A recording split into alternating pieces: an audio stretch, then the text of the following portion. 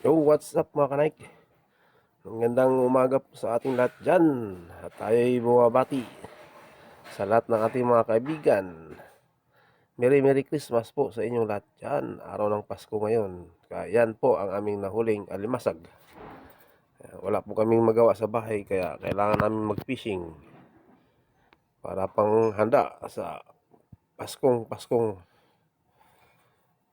Ayan guys, hiniwalay po natin ang mga alimasag.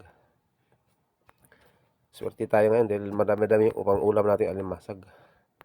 Tsaka pang handa na din yan. Gagata. Gataan natin guys. So shout out sa inyo lahat dyan. Merry Christmas and Happy New Year.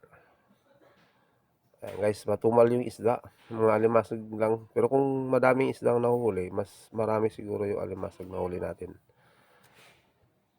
So pag pasensyahan nyo na rin dahil hindi ko rin talaga na-videoan ang mga pangyayari sa paglalapishing namin dahil grabe ang ulan, magdamag.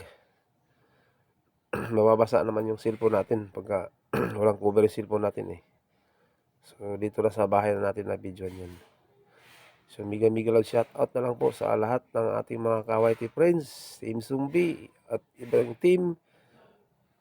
Siyempre Merry Christmas and Happy New Year. Ayan. Ayan guys, tinan mo yung mga isda. Ang tumal taga. Pipiraso lang yung huli nating isda. So yung isda, ito sasabawan na natin yan. Lagyan na natin ng malunggay yan.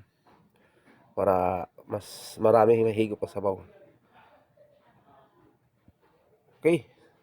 Thank you very much. Thanks for watching.